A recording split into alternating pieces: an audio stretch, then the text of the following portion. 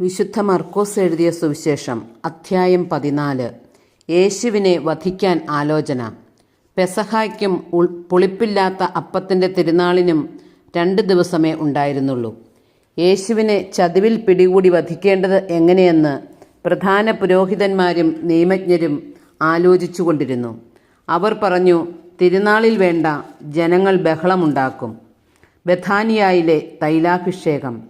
അവൻ ബഥാനിയായിൽ കുഷ്ഠരോഗിയായ ശിമയോന്റെ വീട്ടിൽ ഭക്ഷണത്തിനിരിക്കവേ ഒരു വെൺകൽ ഭരണി നിറയെ വിലയേറിയ ശുദ്ധ നാർദീൻ സുഗന്ധ തൈലവുമായി ഒരു സ്ത്രീ അവിടെ വന്നു. അവൾ ഭരണി തുറന്ന് അത് അവൻ്റെ ശിരസിൽ ഒഴിച്ചു. അവിടെയുണ്ടായിരുന്ന ചിലർ അമർഷത്തോടെ പരസ്പരം പറഞ്ഞു, ഈ തൈലം പാഴാക്കിക്കളഞ്ഞത് എന്തിന്?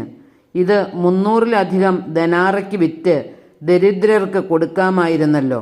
അവർ അവളെ കുറ്റപ്പെടുത്തി. യേശു പറഞ്ഞു, ഇവളെ സ്വൈര്യമായി വിടുക, എന്തിന് ഇവളെ വിഷമിപ്പിക്കുന്നു?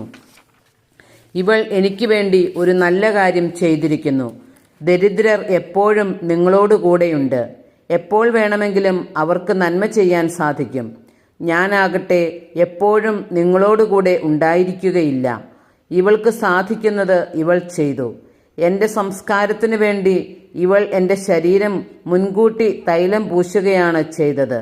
ഞാൻ സത്യമായി നിങ്ങളോട് പറയുന്നു, ലോകത്തിലെവിടെയെല്ലാം സുവിശേഷം പ്രസംഗിക്കപ്പെടുമോ അവിടെയെല്ലാം ഇവൾ ചെയ്ത കാര്യവും ഇവളുടെ സ്മരണയ്ക്കായി പ്രസ്താവിക്കപ്പെടും. യൂദാസിൻ്റെ വഞ്ചന. 12 പേരിൽ ഒരുവനായ യൂദാസ് കറിയോത്ത യേശുവിനെ ഒറ്റിക്കൊടുക്കാൻ വേണ്ടി പ്രധാന പുരോഹിതന്മാരുടെ അടുത്തു ചെന്നു. അവർ ഇതറിഞ്ഞ് സന്തോഷിച്ച് അവന് പണം കൊടുക്കാമെന്ന് വാഗ്ദാനം ചെയ്തു.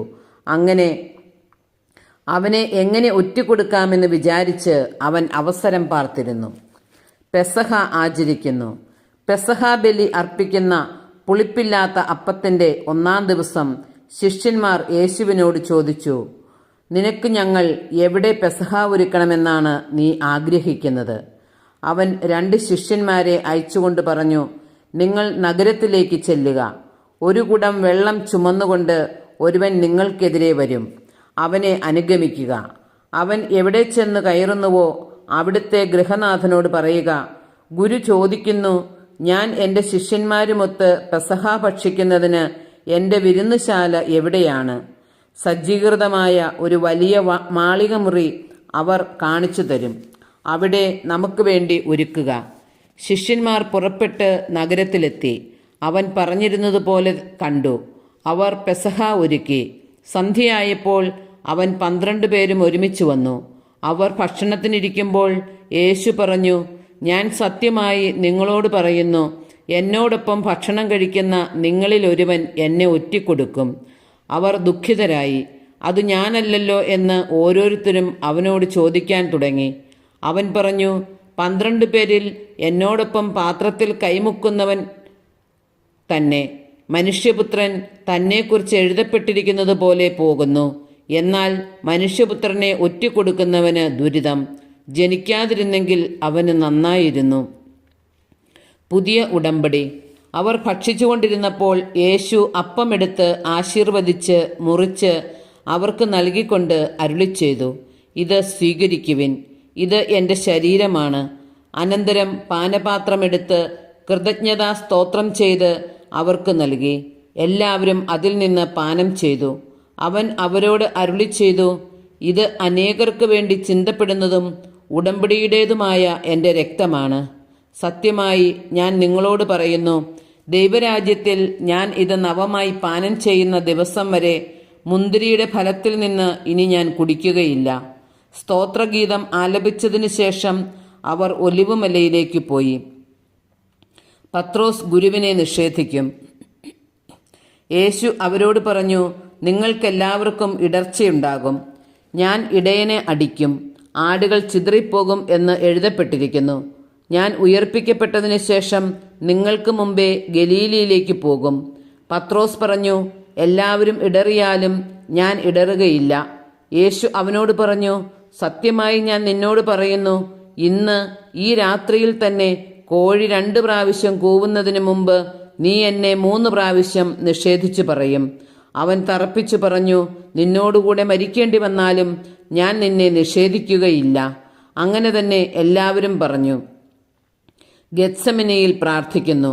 അവർ ഗെത്സമനി എന്ന് വിളിക്കപ്പെടുന്ന സ്ഥലത്തെത്തി. അവൻ ശിഷ്യന്മാരോട് പറഞ്ഞു, ഞാൻ പ്രാർത്ഥിക്കുമ്പോൾ നിങ്ങൾ ഇവിടെ ഇരിക്കുവിൻ. അവൻ പത്രോസിനെയും യാക്കോബിനെയും യോഹന്നാനെയും കൂടെ കൊണ്ടുപോയി പര്യാകുലനാകാനും അസ്വസ്ഥനാകാനും തുടങ്ങി. അവൻ അവരോട് പറഞ്ഞു, എൻ്റെ ആത്മാവ് മരണത്തോളം ദുഃഖിതമായിരിക്കുന്നു. നിങ്ങൾ ഇവിടെ ഉണർന്നിരിക്കുവിൻ. അവൻ അല്പദൂരം മുന്നോട്ട് ചെന്ന് നിലത്തു വീണ് സാധ്യമെങ്കിൽ ആ മണിക്കൂർ തന്നെ കടന്നുപോകട്ടെ എന്ന് പ്രാർത്ഥിച്ചു. അവൻ പറഞ്ഞു, ആബാ പിതാവേ, എല്ലാം അങ്ങേക്ക് സാധ്യമാണ്. ഈ പാനപാത്രം എന്നിൽ നിന്ന് മാറ്റിത്തരണമേ. എന്നാൽ എൻ്റെ ഹിതമല്ല, അങ്ങയുടെ ഹിതം മാത്രം. അനന്തരം അവൻ വന്ന് അവർ ഉറങ്ങുന്നത് കണ്ട് പത്രോസിനോട് ചോദിച്ചു, ശിമയോനെ, നീ ഉറങ്ങുന്നുവോ? 1 മണിക്കൂർ ഉണർന്നിരിക്കാൻ നിനക്ക് കഴിഞ്ഞില്ലേ? പ്രലോഭനത്തിൽ അകപ്പെടാതിരിക്കാൻ ഉണർന്നിരുന്ന് പ്രാർത്ഥിക്കുവിൻ. ആത്മാവ് സന്നദ്ധമെങ്കിലും ശരീരം ബലഹീനമാണ്. അവൻ വീണ്ടും പോയി അതേ വചനം പറഞ്ഞ് പ്രാർത്ഥിച്ചു. തിരിച്ചു വന്നപ്പോൾ അവർ ഉറങ്ങുന്നതാണ് കണ്ടത്. അവരുടെ കണ്ണുകൾ നിദ്രാഭാരമുള്ളവയായിരുന്നു. അവനോട് എന്തു മറുപടി പറയണമെന്ന് അവർക്ക് അറിഞ്ഞുകൂടായിരുന്നു. അവൻ 3ാമതും വന്ന് അവരോട് പറഞ്ഞു, ഇനിയും നിങ്ങൾ ഉറങ്ങി വിശ്രമിക്കുന്നുവോ? മതി, സമയമായിരിക്കുന്നു. ഇതാ, മനുഷ്യപുത്രൻ പാപികളുടെ കൈകളിൽ ഏൽപ്പിക്കപ്പെടുന്നു. എഴുന്നേൽക്കുവിൻ, നമുക്ക് പോകാം. ഇതാ, എന്നെ ഒറ്റിക്കൊടുക്കുന്നവൻ അടുത്തെത്തിയിരിക്കുന്നു. യൂദാസ് ഒറ്റിക്കൊടുക്കുന്നു. അവൻ സംസാരിച്ചു കൊണ്ടിരിക്കുമ്പോൾ തന്നെ 12 പേരിൽ ഒരുവനായ യൂദാസ് അവിടെ എത്തി. അവനോടുകൂടെ പ്രധാന പുരോഹിതന്മാരുടെയും നിയമജ്ഞരുടെയും പ്രമാണികളുടെയും അടുത്തുനിന്ന് വാളും വടിയുമായി ഒരു ജനക്കൂട്ടവും വന്നിരുന്നു. ഒറ്റുകാരൻ അവർക്ക് ഒരു അടയാളം നൽകിയിരുന്നു. ഞാൻ ആരെ ചുംബിക്കുന്നുവോ അവൻ തന്നെ, അവനെ പിടിച്ച് സുരക്ഷിതമായി കൊണ്ടുപോയിക്കൊള്ളുക. അവൻ യേശുവിനെ സമീപിച്ച് ഗുരു എന്ന് വിളിച്ചുകൊണ്ട് അവനെ ഗാഢമായി ചുംബിച്ചു. അപ്പോൾ അവർ അവനെ പിടിച്ച് ബന്ധിച്ചു.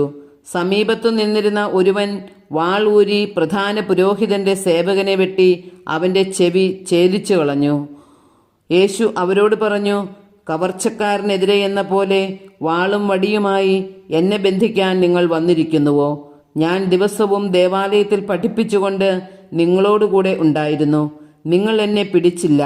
എന്നാൽ വിശുദ്ധ ലിഖിതങ്ങൾ പൂർത്തിയാകേണ്ടിയിരിക്കുന്നു. അപ്പോൾ ശിഷ്യന്മാരെല്ലാവരും അവനെ വിട്ട് ഓടിപ്പോയി. എന്നാൽ ഒരു യുവാവ് അവനെ അനുഗമിച്ചു. അവൻ ഒരു പുതപ്പ് മാത്രമേ തൻ്റെ ശരീരത്തിൽ ചുറ്റിയിരുന്നുള്ളൂ. അവർ അവനെ പിടിച്ചു.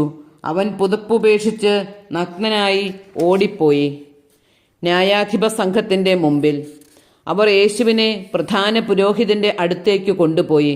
എല്ലാ പുരോഹിത പ്രമുഖന്മാരും ജനപ്രമാണികളും നിയമജ്ഞരും ഒരുമിച്ചുകൂടി. പത്രോസ് പ്രധാന പുരോഹിതന്റെ മുറ്റം വരെ അവനെ അല്പം അകലെയായി അനുഗമിച്ചു. പിന്നീട് അവൻ പരിചാരകരോടൊപ്പം തീ കാഞ്ഞുകൊണ്ടിരുന്നു. പുരോഹിത പ്രമുഖന്മാരും ന്യായാധിപ സംഘം മുഴുവനും യേശുവിനെ വധിക്കുന്നതിന് അവനെതിരെ സാക്ഷ്യം അന്വേഷിച്ചു. പക്ഷേ അവർ കണ്ടെത്തിയില്ല.